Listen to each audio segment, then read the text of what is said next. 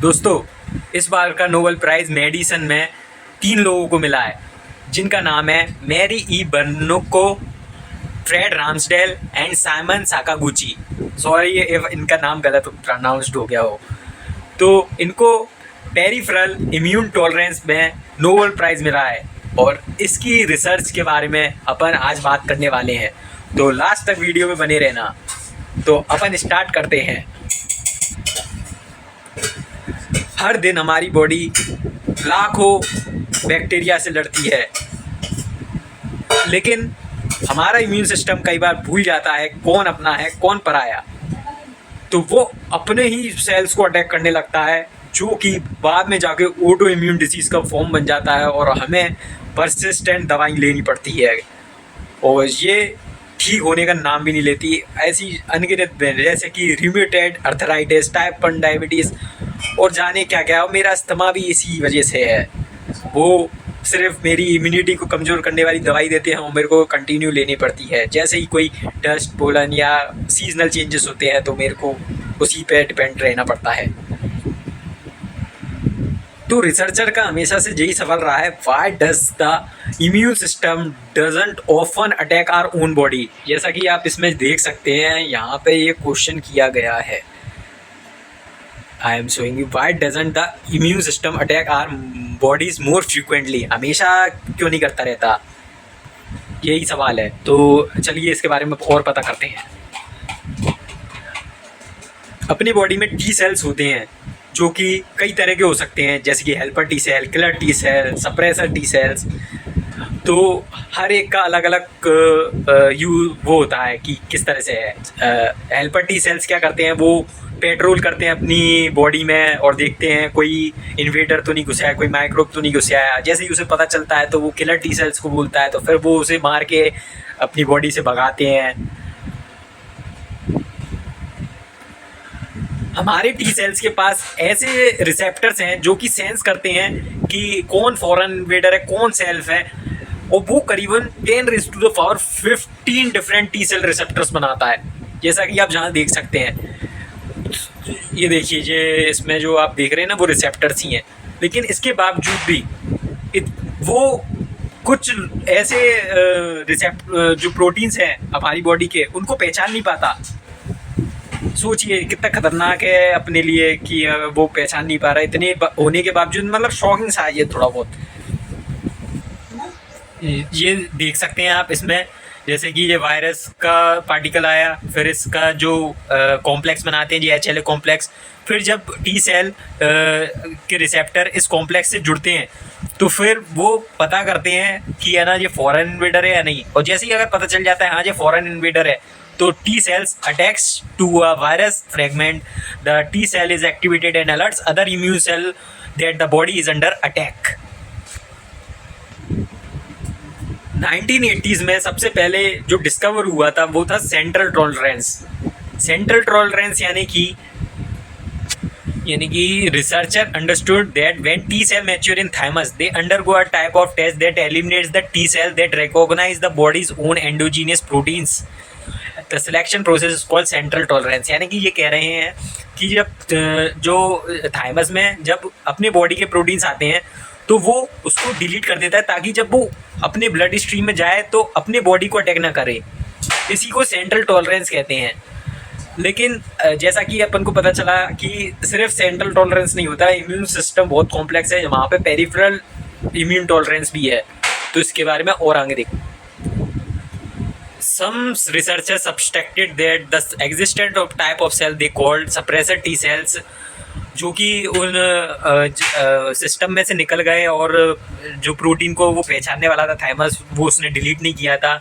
तो इनके लिए जो सप्रेसर टी सेल होते थे ताकि ये उसको काम कर सकें, डाउन कर सकें उन रिबेल्स को।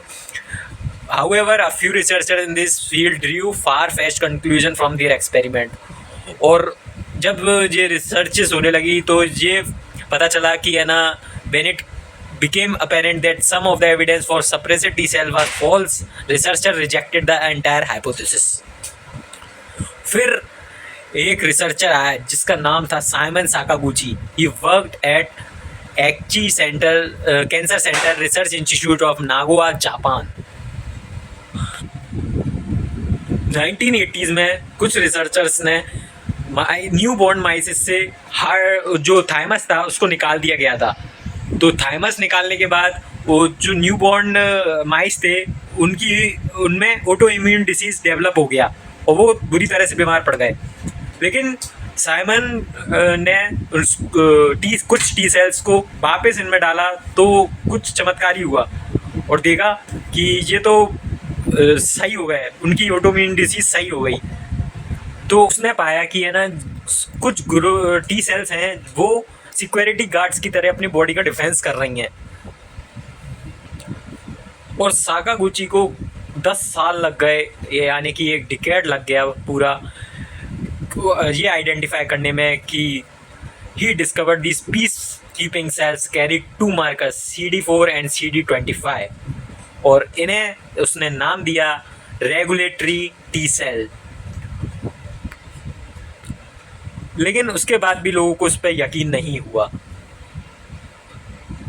यहाँ पे आप देख सकते हैं CD4+25 जो हेल्दी सेल्स में है और जो सिर्फ CD4 सिर्फ सिक वाले में है।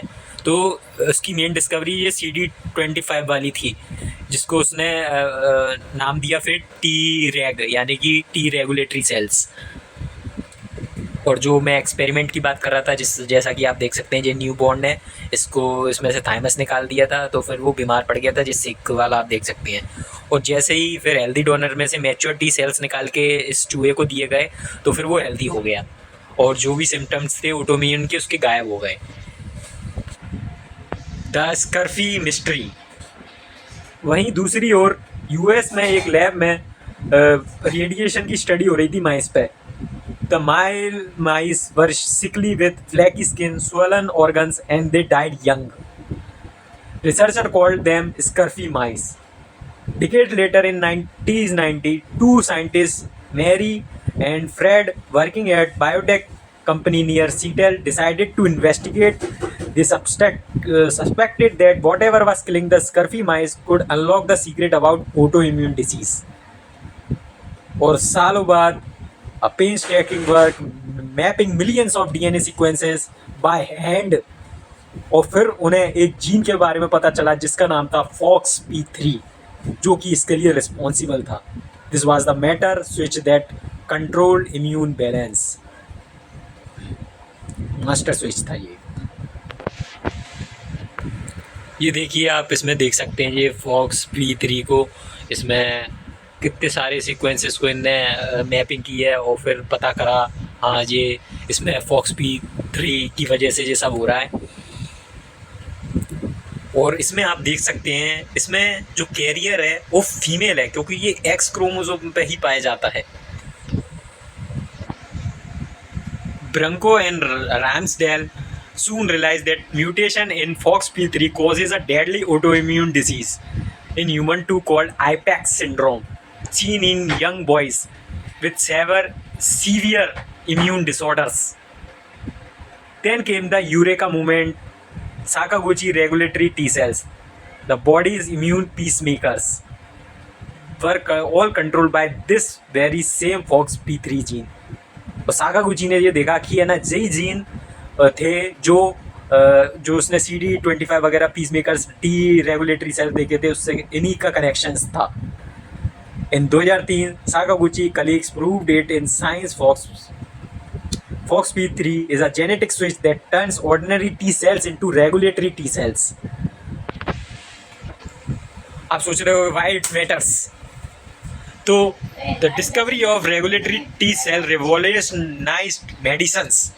We now know that these cells don't just prevent autoimmune disease, they also stop the immune system from overreacting. यानी कि ये एक बार लड़ाई के बाद एकदम हो जाता है ना कि हाँ अरे अब तो सब कुछ खत्म कर देना है, लेकिन ये उसको काम करने में हेल्प करता है। Even influence in tumors, for example, cancer cells require regulatory T cells to protect themselves, building a shield against immune attack. So scientists are learning how to temporarily block Tregs to make cancer treatment like immunotherapy. और cancer में भी इसका इलाज ढूंढा जा रहा है इस मैकेनिज्म की मदद से। On the flip side, an immune autoimmune disease like lupus or type 1 diabetes, researchers are trying to boost Treg activity, teaching the immune system to calm down. Some clinical trials even testing interleukin 2, a molecule that helps doctors expand these peacemakers in a lab and send them back into a patients. और यहाँ पे आप देख सकते हैं कि ये कैसे रेगुलेटरी टी सेल्स अपन को प्रोटेक्ट करती हैं. T cell that has slipped through the test in the thymus react to the fragment from one of the body's proteins. The regulatory T cell discover that attack is a mistake and calm it down. देखो कैसे वो काम कर रहा है उसको, intervention by patrolling regulatory T cells, और इस तरह से वो अपन को बचाता है ना. कितना इनकी जो मेहनत थी, काफ़ी इन्होंने इसमें रिसर्च में कितने साल लगा दिया और फिर अपन को ये चीज़ें मिलती हैं. इनकी सराहना करते हैं हम, और ये रियल में हकदार हैं ऐसे लोगों को, और ऐसी ही रिसर्चेज इंडिया में भी होनी चाहिए, मैं तो ये चाहूँगा. और ये थोड़ा बहुत इंडिया में ये है ना कि है ना टेस्टिंग, यहाँ पे आपने देखा सिर्फ टेस्टिंग बहुत बड़ी भूमिका निभा रहा था यहाँ पे, लेकिन इंडिया में क्या है, माइस पे एक्सपेरिमेंट करने से स्टूडेंट्स को ही रोक दिया जाता है. तो ये मेरे को बहुत गलत लगता है कि आप स्टूडेंट्स को रिसर्च करने नहीं दे रहे हो, फिर बोलते हो कि अमेरिका ही ले जा रहा है, वो नोबेल प्राइज़ तो सिर्फ अमेरिका वालों के लिए है, ये है वो. अरे पहले अपने स्टूडेंट्स को तो अलाउ करो, तब तो अपन को मिलेगा कुछ. इंडिया में ये कमी है, इसलिए बहुत सारे रिसर्चर साइंटिस्ट को बहुत प्रॉब्लम होता है. जैसे कि हम देख सकते हैं हमारे सोनम वांगचुक को जेल में डाल दिया गया है, जिन्होंने अपने देश के लिए क्या क्या नहीं किया.